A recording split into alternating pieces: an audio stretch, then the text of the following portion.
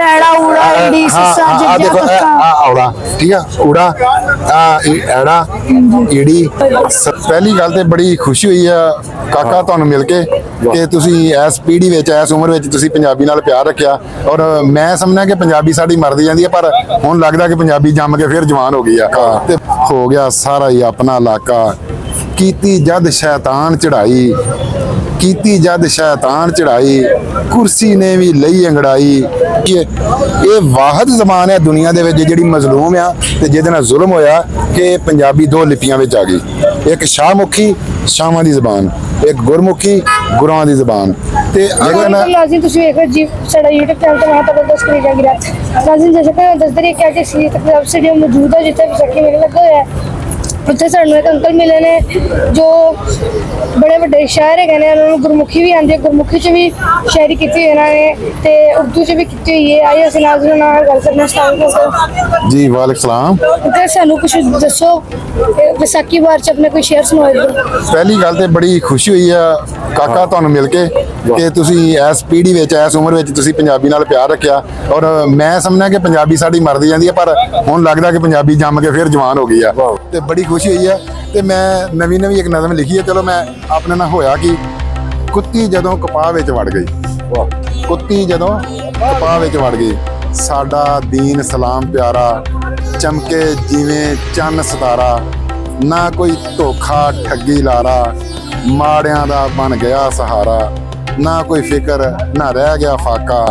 ਹੋ ਗਿਆ ਸਾਰਾ ਹੀ ਆਪਣਾ ਇਲਾਕਾ ਕੀਤੀ ਜਦ ਸ਼ੈਤਾਨ ਚੜਾਈ ਕੀਤੀ ਜਦ ਸ਼ੈਤਾਨ ਚੜਾਈ ਕੁਰਸੀ ਨੇ ਵੀ ਲਈ ਅੰਗੜਾਈ ਐਸੇ ਦੇ ਵਿੱਚ ਹੋਈ ਲੜਾਈ ਕੰਮ ਨਾ ਆਈ ਕੋਈ ਪੜਾਈ ਗੈਰਾਂ ਦੀ ਫਿਰ ਗੁੱਡੀ ਚੜ ਗਈ ਕੁੱਤੀ ਜਦੋਂ ਕਪਾਹ 'ਚ ਵੜ ਗਈ ਵਾਹ ਵਾਹ ਵਾਹ ਵਾਹ ਵਾਹ ਗੈਰਾਂ ਦੀ ਫਿਰ ਗੁੱਡੀ ਚੜ ਗਈ ਕੁੱਤੀ ਜਦੋਂ ਕਪਾਹ 'ਚ ਵੜ ਗਈ ਵੈਰੀਆਂ ਨੇ ਫਿਰ ਚੱਲਿਆ ਚਾਲਾ ਹਰ ਥਾਂ ਹੋ ਗਈ ਲਾਲਾ ਲਾਲਾ ਅਮਨ ਮਸੀਤ ਨਾ ਧਰਮਸ਼ਾਲਾ ਖੂਨੀ ਹੋ ਗਿਆ ਆਲ ਦਵਾਲਾ ਲੋਭ ਹਿਰਸ ਨੇ ਅੱਗਾਂ ਲਾਈਆਂ ਭਾਈਆਂ ਨੂੰ ਫਿਰ ਲੁੱਟਿਆ ਭਾਈਆਂ ਨੂੰ ਫਿਰ ਲੁੱਟਿਆ ਭਾਈਆਂ ਮਾਰੇ ਗਏ ਅਸੀਂ ਪਹਿਲੀ ਸੱਟੇ ਜਿੰਦੜੀ ਪੈ ਗਈ ਪੁੱਠੀ ਵੱਟੇ ਅਕਲਾਂ ਵਾਲੇ ਚੜ ਗਏ ਫੱਟੇ ਇੱਜ਼ਤ ਰਲ ਗਈ ਮਿੱਟੀ ਕੱਟੇ ਹਰ ਮੁਸੀਬਤ ਰਾਹ ਵਿੱਚ ਖੜ ਗਈ ਕੁੱਤੀ ਜਦੋਂ ਕਪਾਹ ਵਿੱਚ ਵੜ ਗਈ ਵਾਹ ਵਾਹ ਵਾਹ ਵਾਹ ਵਾਹ ਬਹੁਤ ਵਧੀਆ ਜੀ ਵਾਹ ਵਾਹ ਤੁਸੀਂ ਸਾਨੂੰ ਇਹ ਦੱਸੋ ਤੁਹਾਨੂੰ ਗੁਰਮੁਖੀ ਆਉਂਦੀ ਹੈ ਹਾਂ ਬੇਟਾ ਮੈਨੂੰ ਪੰਜਾਬੀ ਨਾਲ ਮੈਨੂੰ ਬਹੁਤ ਲਗਾਓ ਆ ਪਿਆਰ ਆ ਤੇ ਆਪਾਂ ਉਹਨਾਂ ਚਿਰ ਪੰਜਾਬੀ ਨਹੀਂ ਸਿੱਖ ਸਕਦੇ ਜਿੰਨਾ ਚਿਰ ਆਪਾਂ ਗੁਰਮੁਖੀ ਨਾ ਸਿੱਖੀਏ ਇਹ ਵਾਹਿਦ ਜ਼ਬਾਨ ਹੈ ਦੁਨੀਆ ਦੇ ਵਿੱਚ ਜਿਹੜੀ ਮਜ਼ਲੂਮ ਆ ਤੇ ਜਿਹਦੇ ਨਾਲ ਜ਼ੁਲਮ ਹੋਇਆ ਕਿ ਪੰਜਾਬੀ ਦੋ ਲਿਪੀਆਂ ਵਿੱਚ ਆ ਗਈ ਇੱਕ ਸ਼ਾਹਮੁਖੀ ਸ਼ਾਹਾਂ ਦੀ ਜ਼ਬਾਨ ਇੱਕ ਗੁਰਮੁਖੀ ਗੁਰਾਂ ਦੀ ਜ਼ਬਾਨ ਤੇ ਅਗਰ ਆਪਾਂ ਵੇਖੀਏ ਤੇ ਜਿੰਨਾ ਸਾਡਾ ਇਤਿਹਾਸ 70% ਸਾਡਾ ਇਤਿਹਾਸ ਜਿਹੜਾ ਪੰਜਾਬੀ ਜ਼ਬਾਨ ਦਾ ਉਹ ਗੁਰਮੁਖੀ ਦੇ ਵਿੱਚ ਆ ਸਾਡਾ ਪਹਿਲਾ ਨਾਵਲ ਨਗਾਰ ਭਾਈ ਵੀਰ ਸਿੰਘ ਸੁੰਦਰੀ ਦਾ ਨਾਵਲ ਨਗਾਰ ਜੇ ਅਸੀਂ ਪਹਿਲਾ ਆਪਣਾ ਇਨਸ਼ਾ ਪਰਦਾਸ ਗ੍ਰਾਮਰ ਦੀ ਕਿਤਾਬ ਉਹ ਬੁੱਧ ਸਿੰਘ ਬਾਬਾ ਸਿੰਘ ਬੁੱਧ ਨੇ ਲਿਖੀ ਪ੍ਰੇਮ ਕਹਾਣੀ ਠੀਕ तो इस तरह अगर आप चलते जाइए नावल दास्ताना ये सानू बहुत सारिया उथों मिलदियां ने बहुत सारा समाज साड़ा छुपया है लेकिन अफसोस कि असी गुरमुखी नूं पढ़ते नहीं असी गाल समझने हैं तो मैं हुण तुसीं जरा देखोगे कि मैं की कीता अपना देखियो कि मैं तुहाडे वास्ते एक कायदा बनाउण डया वां जिहड़ा गुरमुखी दा ना बच्चों नूं पढ़ाया जाए पढ़िया ना यह देखियो तुसीं किस तरह कायदा पढ़ लईदा है कंगण कां कक्का ठीक है ऐड़ा ਐੜਾ ਊੜਾ ਈੜੀ ਸੱਸਾ ਜੱਜਾ देखो ਕੱਕਾ औड़ा ठीक है ऊड़ा ऐड़ा ईड़ी ससा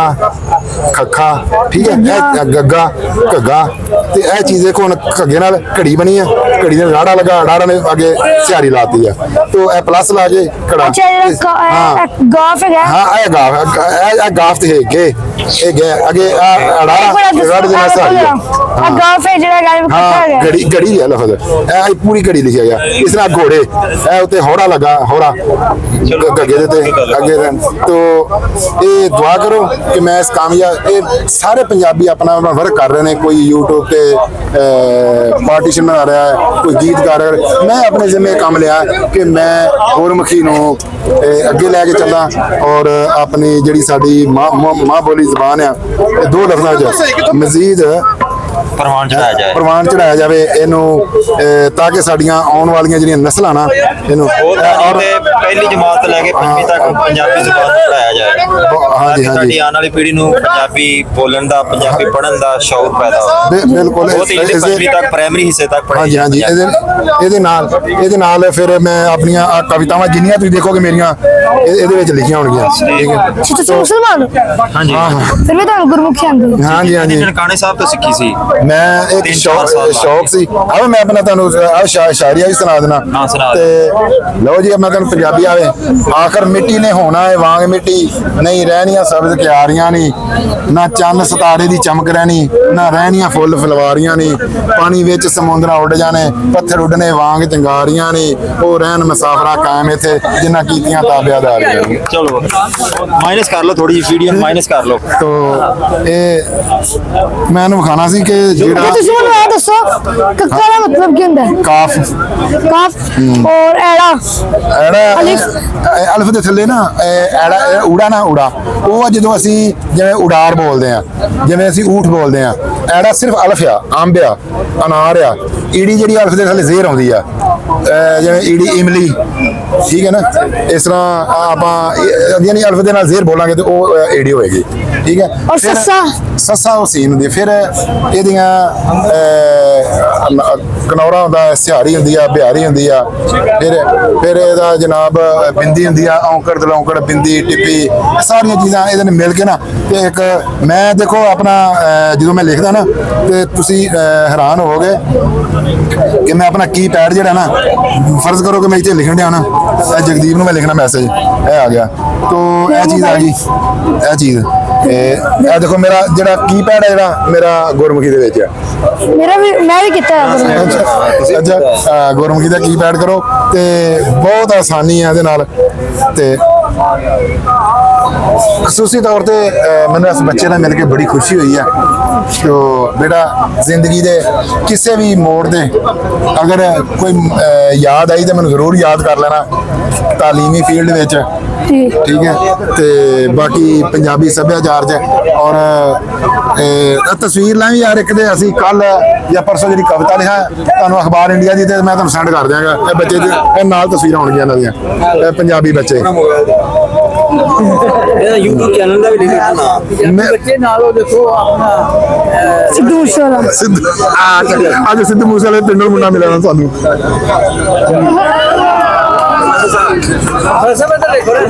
ਇੰਡੀਆ ਚ ਆਈਆਂ ਸੀ। ਅੱਛਾ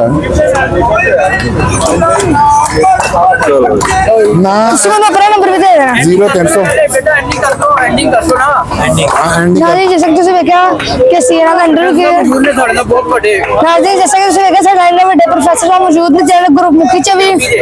ਗੁਰਮੁਖੀ ਪੰਜਾਬੀ ਉਰਦੂ ਚ। ਅੱਛਾ ਵੱਡੇ ਕਹਿੰਦਾ ਮੈਂ ਤੁਹਾਨੂੰ ਇਹ ਵੀ ਦੱਸਣਾ ਹੈ ਕਿ ਮੇਰੇ ਤੇ ਆਰਟੀਕਲ ਜਿਹੜਾ ਮੇਰੀ ਸ਼ਾਇਰੀ ਦੇ ਪਹਿਲਾ ਇੰਡੀਆ ਦੇ ਵਿੱਚ ਲਿਖਿਆ ਗਿਆ ਚੰਡੀਗੜ੍ਹ ਤੋਂ, ਬਾਪੂ ਜੀ ਪ੍ਰੋਫੈਸਰ ਗੁਲਜ਼ਾਰ ਸਿੰਘ ਸੰਧੂ ਹੋਰਾਂ ਲਿਖਿਆ। ਉਸ ਤੋਂ ਬਾਅਦ ਫਿਰ ਅਮਰੀਕਾ ਦੇ ਵਿੱਚ ਲਿਖਿਆ ਗਿਆ ਬਾਪੂ ਜੀ ਜਸਵੰਤ ਸਿੰਘ ਨੇ, ਫਿਰ ਕੈਨੇਡਾ ਵਿੱਚ ਲਿਖਿਆ ਗਿਆ ਪ੍ਰਿੰਸੀਪਲ ਸਰਵੰਟ ਸਿੰਘ ਸੰਧੂ ਨੇ ਲਿਖਿਆ, ਫਿਰ ਆਸਟ੍ਰੇਲੀਆ ਵਿੱਚ ਗਿਆਨੀ ਸੰਤੋਖ ਸਿੰਘ ਨੇ ਲਿਖਿਆ, ਸਾਊਥ ਕੋਰੀਆ ਵਿੱਚ ਅਮਨਵੀਰ ਧਾਮੀ ਨੇ ਲਿਖਿਆ, ਇੰਡੀਆ ਦੇ ਵਿੱਚੋਂ ਫਿਰ ਬਹੁਤ ਹੀ ਵੱਡੇ ਲਿਖਾਰੀ ਸੁਲੱਖਣ ਸਰਹੱਦੀ ਸਾਹਿਬ ਉਹਨਾਂ ਨੇ ਲਿਖਿਆ, ਤੇ ਬਾਕੀ ਅਜੇ ਕੋਈ ਹੋਰ ਵੀ ਹੈਗੇ ਨੇ ਜਿਹੜੇ ਮੈਨੂੰ ਜਲਦੀ ਯਾਦ ਨਹੀਂ ਆਏ।